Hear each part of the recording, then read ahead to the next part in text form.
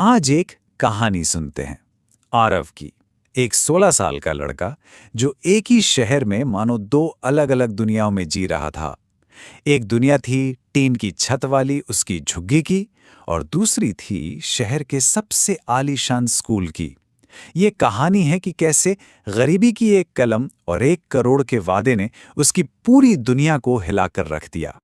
जरा सोचिए, आरव की इन दो दुनियाओं में कितना बड़ा फर्क था।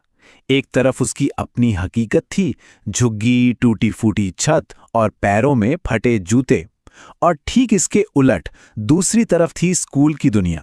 एक शानदार बिल्डिंग, अमीर दोस्त और एक ऐसा माहौल जहां हर कोई उसे नीची नजरों से देखता था।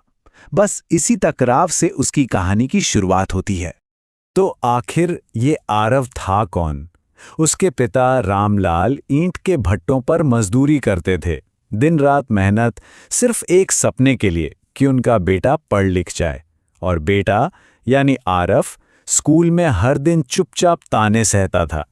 उसका हर एक दिन एक जंग जैसा था। सोचिए, रोज 5 किलोमीटर पैदल चलकर स्कूल जाना, एक ही पुरानी शर्ट को धो धो कर पहनना, क्लास के बच्चे उसे देखकर हंसते, उसका मजाक उड़ाते, और जब लंच का समय होता तो उसके टिफिन में सिर्फ सूखी रोटी होती थी। लेकिन इन सब के बीच भी उसके अंदर एक आग थी, एक जिद थी जो उसे रोज सुबह बिस्तर से उठाती थी। एक रात की बात है, आरव ने अपने पिता से कहा कि वो एक दिन उन्हें बहुत गर्व महसूस कराएगा। जानते उसके पिता ने क्या जवाब दिया? उन्होंने कहा, बेटा, मुझे तो तुझ पर पहले से ही गर्व है। ये 3-4 शब्द आरव के लिए किसी भी इनाम, किसी भी ट्रॉफी से कहीं ज्यादा कीमती थे। यही उसकी सबसे बड़ी ताकत बने। यहां से कहानी में असली मोड़ आता है। अब बात सिर्फ बच्चों के मजाक उड़ाने तक नहीं रह गई थी। नहीं, अब तो स्कूल की मालकिन सीमा मेहता के मन में जो भेदभाव था, वो एक बहुत बड़ी पब्लिक इज्जती की शक्ल लेने वाला था। और ये सब शुरू हुआ एक मैथ्स के टेस्ट से। वो टेस्ट इतना मुश्किल था कि क्लास के अच्छे अच्छे बच्चों के पसीने छूट गए। लेकिन जब रिजल्ट आया तो सब हैरान रह गए। सबसे ज्यादा नंबर आरव के थे, पर उसे शाबाशी नहीं मिली। उल्टा उसकी इस कामयाबी ने उस पर शक और गहरा कर दिया। स्कूल की मालकिन सीमा मेहता ने भरी क्लास में आरव को खड़ा किया और सीधे पूछा, सच सच बताओ, नकल तो नहीं की? यह सिर्फ एक सवाल नहीं था, आप समझ रहे हैं, ये उसकी मेहनत पर, उसकी काबिलियत पर एक खुला हमला था, एक तमाचा था जो सीधे उसके आत्मसम्मान पर लगा। 1 करोड़ रुपए सुनने में ही कितनी बड़ी रकम लगती है ना? पर बहुत जल्द यही रकम आरव के लिए एक अपमान की वजह बनने वाली थी, एक ऐसी चुनौती जो उसे सबके सामने दी जानी थी। अगले दिन स्कूल की असेंबली में सीमा मेहता ने ऐलान किया कि जो भी बोर्ड परीक्षा में टॉप करेगा उसे स्कूल की तरफ से 1 करोड़ रुपए का इनाम मिलेगा। और फिर उन्होंने अपनी नजरें भीड़ में सीधे आरव पर गड़ा दी और कहा, यह बात खास तौर पर उन बच्चों के लिए है जो अपनी औकात से ज्यादा बड़े सपने देख रहे हैं। इस बार आरव चुप नहीं रहा, पूरा हॉल हंस रहा था। लेकिन उस हंसी के बीच वो अपनी जगह पर खड़ा हुआ। उसकी आवाज में डर नहीं, एक आत्मविश्वास था। उसने कहा, मैम, मैं सिर्फ पास नहीं होऊंगा, मैं टॉप करूंगा। बस उसी एक पल में वो चुपचाप सब कुछ सहने वाला लड़का इस कहानी का हीरो बन गया। इस चुनौती ने आरव की दुनिया ही बदल दी। अब ये सिर्फ एक इम्तिहान पास करने की बात नहीं थी, ये उसके सम्मान की लड़ाई थी। और यहीं से शुरू हुआ उसकी कड़ी मेहनत का दौर, उसकी लालटेन वाली रातों का सफर। उसका रूटीन ऐसा था कि सुनकर ही रोंगटे खड़े हो जाएं। सुबह के 4 बजे उठकर पढ़ाई शुरू करना, फिर स्कूल जाना, वहां लोगों के ताने सुनना, शाम को घर आकर अपने पिता के साथ मजदूरी में हाथ बटाना, और फिर देर रात तक जब पूरी दुनिया सो रही होती, वो लालटेन की धीमी रोशनी में पढ़ता रहता था। लेकिन मुश्किलें कम नहीं हो रही थीं। अब तो स्कूल के कुछ बच्चे उसे रोकने की कोशिश करने लगे। एक दिन उन्होंने जानबूझकर उसके नोट्स ही छिपा दिए, सोचा कि वो पढ़ नहीं पाएगा।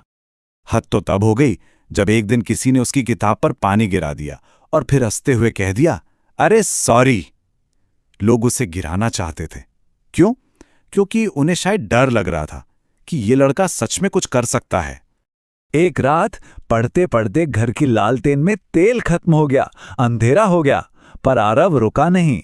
वो अपनी किताबें उठाकर घर से बाहर निकल गया और सड़क के किनारे एक स्ट्रीट लाइट के नीचे बैठकर पढ़ने लगा। अब उसका इरादा किसी भी तूफान से टूटने वाला नहीं था। और फिर वो दिन आ ही गया। बोर्ड की परीक्षाएं शुरू हो गईं। ये इम्तिहान का दौर था और इसके बाद शुरू हुआ वो सबसे मुश्किल दौर, जब कुछ करने को नहीं होता सिवाय इंतजार के। परीक्षा का वो पूरा सफर एक इमोशनल रोलर कोस्टर जैसा था। पहले पेपर की घबराहट, फिर आखिरी पेपर के बाद की राहत और थकान, और फिर वो लंबा इंतजार। उन दिनों में भी वो खाली नहीं बैठा, अपने पिता का हाथ बटाता रहा और चुपचाप उस दिन का इंतजार करता रहा जो सब कुछ बदलने वाला था। अब आरव पूरी तरह बदल चुका था। परीक्षा के दिनों में भी जब कुछ लड़कों ने उसका मजाक उड़ाया तो उसने नजरें नहीं झुकाईं। उसने पलटकर बस शांति से 2 शब्द कहे, देख लेना। इन 2 शब्दों में उसकी महीनों की मेहनत और उसका पूरा आत्मविश्वास था। और आखिरकार इंतजार की वो घड़ियां खत्म हुईं। नतीजों का दिन आ गया। पूरा स्कूल नोटिस बोर्ड के पास इकट्ठा था। हवा में एक अजीब सी टेंशन थी। हर दिल जोर जोर से धड़क रहा था और उसी भीड़ में एक कोने में आरव भी खड़ा था।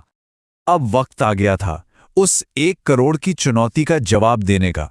नतीजों का ऐलान होना था और आरव का वो आखिरी सामना होना था जिसने हर सवाल का जवाब दे दिया।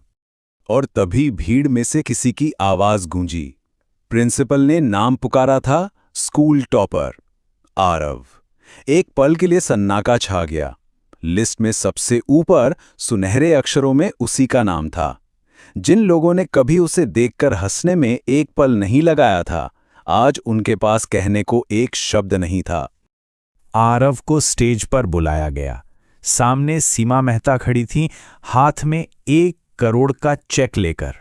सबकी नजरें आरव पर थीं, सबकी सांसें अटकी हुई थीं। हवा में बस एक ही सवाल था, क्या वो पैसे लेगा? लेकिन आरव ने माइक हाथ में लिया और जो कहा, उसने वहां खड़े हर इंसान को सन्न कर दिया। उसने कहा, मुझे 1 करोड़ नहीं चाहिए, मुझे एक वादा चाहिए कि आज के बाद इस स्कूल में कभी किसी बच्चे को उसके कपड़ों से या उसकी गरीबी से नहीं आंका जाएगा। उसकी असली जीत पैसों में नहीं थी, उसकी जीत सम्मान दिलाने में थी। तो आखिर में आरव की कहानी एक सवाल छोड़ जाती है, असली जीत क्या होती है? 1 करोड़ रुपए जीतना या उस छोटी सोच को हराना जो इंसान को उसके कपड़ों और घर से पहचानती है? आरव ने तो अपना जवाब दे दिया था, अब सोचने की बारी हमारी है।